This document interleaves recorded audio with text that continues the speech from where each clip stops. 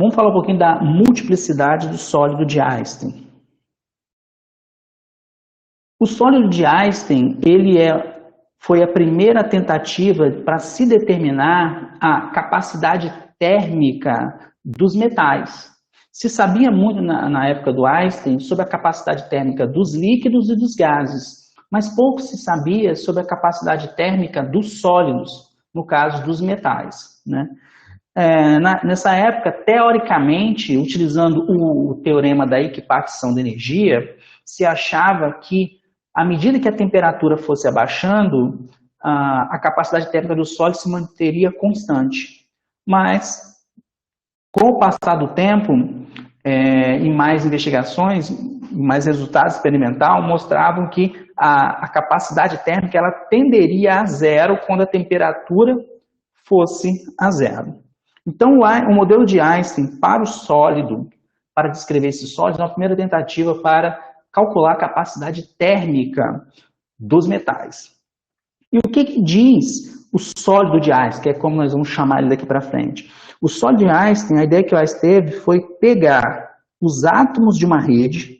Então, nós temos aqui uma rede.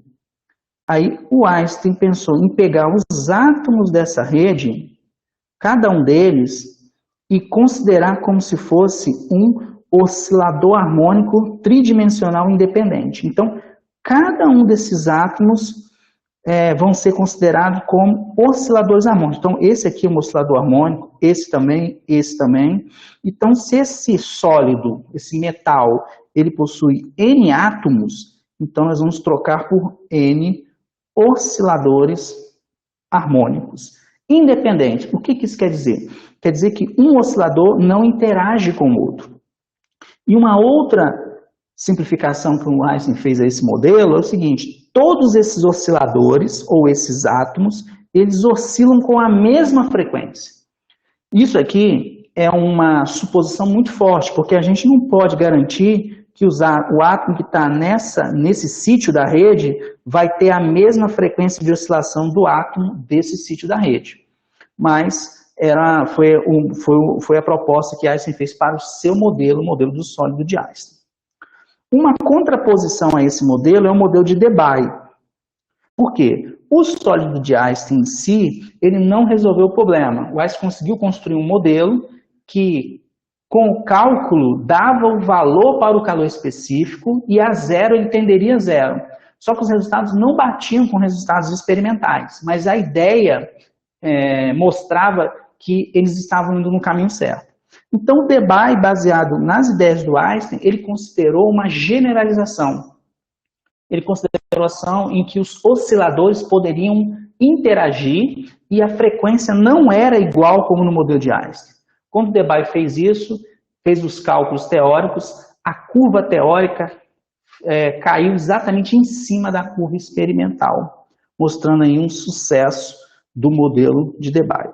Mas nessa sessão nós vamos tratar especificamente do sólido de Einstein, ou seja, cada átomo da rede é um oscilador harmônico tridimensional quântico. Para a gente tratar esse sistema, então, vamos nos lembrar como que se dá as grandezas no oscilador harmônico. Nós temos aqui a energia, vamos lembrar que essa aqui é a energia clássica, ou seja, nós temos aqui energia cinética, mas energia potencial elástica. A constante K aqui, nós trocamos ela por m ômega quadrado, onde ômega aqui é a frequência natural de oscilação da partícula, que no caso aqui é um átomo que está oscilando na rede. Só que do ponto de vista quântico, o que nós temos? As energias, aqui a energia pode ser qualquer uma, que é clássico, só depende da posição e da velocidade. Então é um contínuo de energia. Agora, do ponto de vista quântico, e nós vamos utilizar aqui, esse modelo não é um modelo quântico, o modelo de Einstein, mas as energias do oscilador, nós vamos utilizar as energias quantizadas, porque é assim que se dá no oscilador harmônico. Então, do ponto de vista quântico, o que a gente aprende? Né? Em física quântica, o oscilador harmônico não pode ter qualquer energia. afinal de contas, quais são as energias que ele pode ter? Ele tem uma energia que nós colocamos aqui embaixo, essa energia, nós vamos chamar ela de E0. Essa aqui é a energia chamada de estado fundamental. Todo átomo vai ter essa energia, que é meio de H cortado ômega, ou podemos trocar assim, ó, meio, H cortado quanto vale? É H sobre 2π, onde H é a constante de Planck. H é a constante de Planck, que vale 6,63 vezes 10 a menos 34. Multiplicado, quem é o ômega? O ômega vale 2π vezes a frequência. Então, simplifica esse com esse. Então, a energia que eu chamei de E0, que é essa aqui, vale meio de HF. HF, onde F é a frequência de oscilação, que é em Hertz. Tudo bem? Então, a energia do oscilador quântico não pode ser zero. O valor mínimo dela é E0, que é a energia do estado fundamental. Como todos os átomos da rede vão ter essa mesma energia, então praticamente nós vamos desconsiderá-la. O que nós vamos considerar aqui? Nós vamos considerar a energia que o átomo ou o oscilador harmônico pode ganhar. Que energia é essa? Essa energia é essa aqui. Essa aqui é a primeira possível, que nós podemos chamar de E1. Qual é a próxima possível? Essa aqui, ó. Vamos chamar de E2. A próxima, E3, e assim sucessivamente. Ah, mas não pode ter uma energia entre E0 e E1? Não. Os valores de energia vão ser esses. Vão ser E0, E1, E2, E3 e assim por diante. E4, E5. E qual é a diferença de E1 para E2? O que difere E1 de E2 é simplesmente HF. Então, para o oscilador que tem uma energia E1, energia total, tá? E1, ele aumentar sua energia até E2, ele tem que ganhar HF de energia. Ah, mas e se ele ganhar menos que isso? Não tem como, ele não vai ganhar menos que isso. Então, para ele sair de E1 e chegar no E2, ele tem que ganhar HF de energia. Ele tem que ganhar esse pacote, essa quantidade de energia. Então, isso aí é uma quantidade de energia exata que ele tem que ganhar, por isso que é uma física quântica. Ele não pode ter uma energia intermediária. Então, o oscilador harmônico, o átomo, ele só pode ganhar HF. Por exemplo, se ele ganhar 2 HF de energia, se ele ganhar 2 HF de energia, ele sai do E0 e vai para o E2. Se ele ganhar 3 HF de energia, ele sai do E0 e vai para o E3. Se ele ganhar 10 HF de energia, ótimo, ele vai sair do E0 e vai até o E10. Ele nunca vai ganhar um valor fracionário de HF, sempre valores inteiros de HF. Então, ou ele ganha HF, que é um valor inteiro, ou ele perde HF, porque ele pode sair do E2 e ir para o E1. Então, ele só pode ganhar ou perder HF. Ou inteiros de HF, ou seja, 2 HF, 3 HF, 4. Nunca um número fracionário de HF. Então, esse é o oscilador harmônico.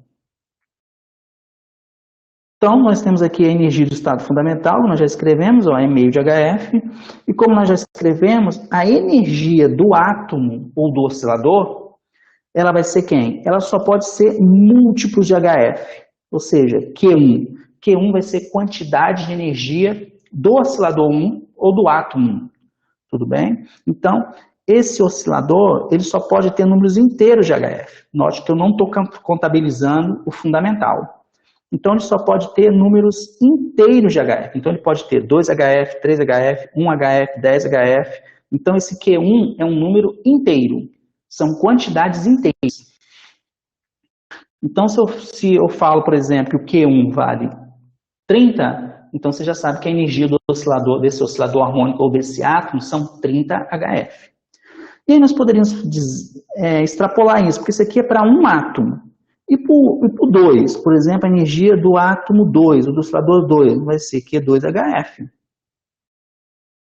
E para o 3, para o átomo 3, vai ser Q3HF. E assim por diante.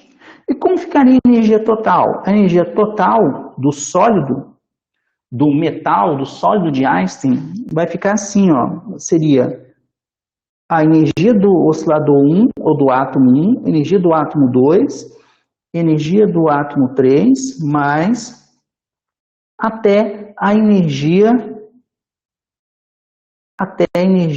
do enésimo átomo. Até a energia do enésimo átomo. E aí nós podemos colocar assim, ó, quanto vale o 1? Não é Q1HF? Ou seja, a energia do átomo 1 é a quantidade de energia que ele tem, Q1 vezes HF. E do 2, não sei Q2HF, ele vai até QNHF. Então, no geral, o que nós temos? Como a frequência dos átomos, dos osciladores, ela é a mesma, é HF para todos, porque é a mesma frequência, porque é isso que diz o modelo de Einstein, do sólido de Einstein. Então, nós podemos colocar em evidência. Então, nós vamos ter, para a energia total, Q1 mais Q2 mais Q do enésimo átomo, do enésimo oscilador, HF. Então, quem vai determinar quanto de energia total tem o sólido de Einstein são as quantidades de energia que tem em cada átomo, em cada oscilador. Então, é o Q1, que é a quantidade de energia que está no oscilador 1, é o Q2, que é a quantidade de energia que está no oscilador 2, é o Q3, a quantidade de energia que está no oscilador 3, até o Qn, que é a quantidade de energia no oscilador N. Somando isso tudo, nós vamos ter no final a energia total. Então, nós podemos chamar essa soma de Q, que é o Q total. Por quê? A energia total do sólido vai ser o Q total HF, onde o Q total, que é Q, vai ser Q1 mais Q2 mais Q3 até o Qn. E aqui já fica claro o seguinte, né? Se o sólido de Einstein ele tem uma determinada energia, aonde vai estar alocada essa energia? Essa energia vai estar alocada no Q1, no Q2, só que não necessariamente vai estar alocada de maneira homogênea. Pode ser que mais energia esteja no Q1 do que esteja no Q2. Então, as possibilidades diferentes, as diferentes possibilidades de alocar essa energia nos diferentes átomos aqui, como nós colocamos as energias, alocamos essa energia nos diferentes osciladores, isso é o que nós vamos chamar de multiplicidade. Por exemplo, toda energia pode estar no oscilador 1, isso é uma possibilidade. Ou toda energia pode estar no oscilador 2, isso é uma outra possibilidade, então é um outro microestado. Ou toda energia pode ser colocada de maneira igual em todos os osciladores, um pouquinho em cada um, isso também é uma possibilidade. Então, as diferentes maneiras como nós alocamos a energia aqui nos diferentes osciladores, isso é o que nós vamos chamar de multiplicidade. E nós temos que aprender como calcular isso. Vamos fazer um exemplo para ver como que isso acontece. Por exemplo, vamos considerar 4 osciladores harmônicos e nós temos disponível para esses 4 osciladores harmônicos 8 unidades de energia. Então nós temos 4 osciladores harmônicos e 8 unidades de energia. Então nós estamos considerando aqui um sólido de Einstein que tem 4 átomos. Tudo bem que esse sólido ele não existe, mas é só o começo para a gente entender o que está acontecendo. Então, o objetivo é determinar de quantas maneiras diferentes podemos distribuir 8 unidades de energia entre os 4 osciladores harmônicos. Então, isso é que é a multiplicidade. Eu tenho 4 osciladores harmônicos e tenho 8 unidades de energia. O Q, né? O Q vale 8. De quantas maneiras diferentes eu posso alocar? Por exemplo, uma maneira seria essa aqui, ó. Vamos supor que esse aqui é o oscilador 1. Aí eu venho aqui e dou 3 unidades de energia para ele, 3 HFs. Cada pacotinho desse aqui é um HF. Então, a bolinha é igual a HF de energia, onde H é a constante de Planck e F é a frequência com que ele está oscilando em Hertz. Se esse aqui for o segundo oscilador, vamos supor que eu não dei nada para ele. Se esse aqui for o terceiro oscilador, vamos supor que nós demos 4 unidades de energia para ele, ou seja, 4 HF. Se esse aqui é o quarto oscilador, nós demos 1 unidade de energia para ele. Note que isso aqui é uma situação. Então, isso aqui seria um microestado. Você deu 3 unidades de energia para o primeiro oscilador, nenhuma unidade de energia para o segundo oscilador, 4 unidades de energia para o terceiro oscilador e 1 unidade de energia para o quarto oscilador. Seria onde os osciladores são os átomos. Então, o primeiro átomo tem 3 unidades de energia, o segundo átomo não tem nada, o terceiro átomo tem 4 e o quarto átomo só tem 1. Só que você poderia fazer diferente. Você poderia fazer o seguinte, vamos fazer como está aqui embaixo. Para o oscilador 1, para o átomo 1 eu não dou nada, para o átomo 2 eu dou 6 unidades de energia, quase tudo. Para o terceiro átomo eu dou somente 2 e para o quarto átomo eu não dou nada. Isso também é uma outra possibilidade de você distribuir. E nós poderíamos ficar fazendo isso o dia inteiro para obter todas as possibilidades possíveis de distribuição dessa energia. Ia ser uma conta gigante, você teria que fazer numa folha muito grande para ter todas as possibilidades de como, a pergunta é, como você pode pegar 8 unidades de energia e distribuir para 4 osciladores ou 4 átomos. Só que se nós dermos uma olhadazinha, como que eu saio dessa situação de cima e venho para a situação de baixo? Né? Pensando do ponto de vista de bolinhas e divisórias. Eu tenho aqui 8 bolinhas e tenho 3 divisórias. Como eu saio da situação de cima e chego na de baixo? Olha só, se nós pegarmos essa divisória e movimentar ela 3 vezes para a esquerda, nós chegamos aqui. E se nós pegarmos essa divisória e movimentar ela 3 vezes para a direita, e essa aqui também movimentar para a direita, nós chegamos nessa situação de baixo.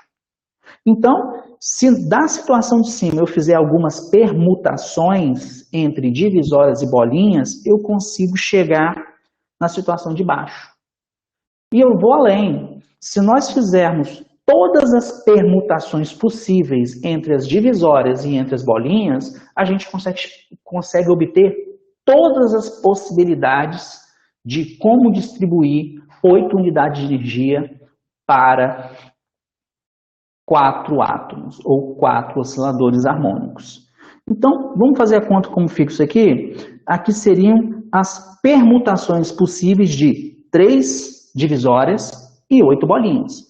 Como que a gente vai calcular isso? Seria, olha só, a multiplicidade de 3 divisórias e 8 bolinhas. Então, o que eu tenho?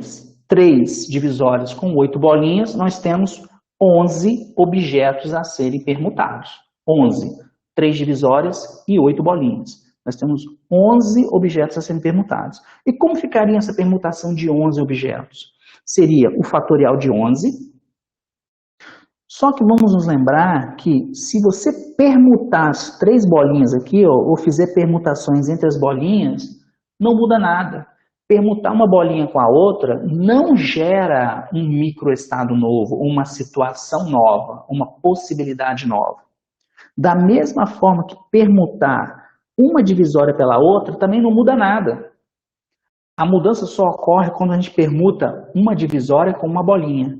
Então, eu preciso extrair do meu sistema as permutações entre as bolinhas e tenho que extrair também as permutações entre as divisórias.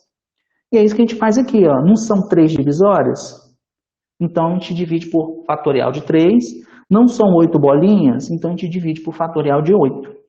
Então, esse aqui é o número de possibilidade que nós temos quando nós fazemos a permutação de 11 objetos, sendo 3 divisórias e 3 bolinhas.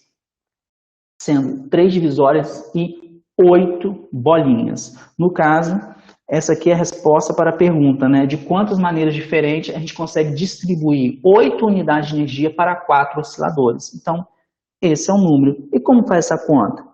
Vamos nos lembrar que 11 fatorial vai ser 11 vezes 10 vezes 9 vezes 8. Aqui você pode parar no 8 fatorial. Teria que continuar até 1, né? Mas você pode parar e escrever somente 8 fatorial. E embaixo, lembrando, você tem 3 fatorial e 8 fatorial. Por isso que eu parei aqui no 8, porque você pode simplificar. Então, sobra em cima somente 11 vezes 10 vezes 9. E embaixo nós temos fatorial de 3. Fatorial de 3 nós já vimos que é 3 vezes 2. Então, o que nós temos como nosso problema? Simplifica o 10 com 2 e o 9 com 3. Nós temos 11 vezes 5 vezes 3. Esse é o número de possibilidades distintas que nós temos de permutar ou de distribuir 8 unidades de energia para 4 osciladores. Então, essa é a multiplicidade. Multiplicidade para um sistema composto por 4 átomos e 8 unidades de energia. Então, essa multiplicidade, ela depende do número de osciladores e depende do número de quantidade de energia que você tem para fazer a distribuição. De maneira geral, nós poderíamos fazer o seguinte, então, para N osciladores, como fica? Ou N átomos, que é o caso do sólido de Einstein. O sólido de Einstein é composto por N átomos. Como ficariam se eu tivesse Q unidades de energia, de maneira genérica, e quisesse distribuir essas Q unidades de energia para esses N átomos, ou N osciladores? A gente pode pegar do valor aqui de cima, ó.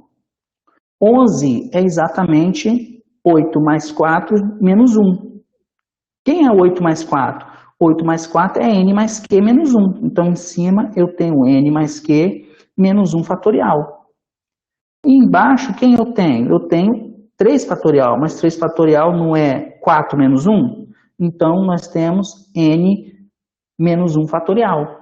E o 8 é o próprio 8, que são as unidades de energia. Então, Q fatorial. Por quê? Nós temos que extrair as permutações das próprias unidades de energia e das divisórias.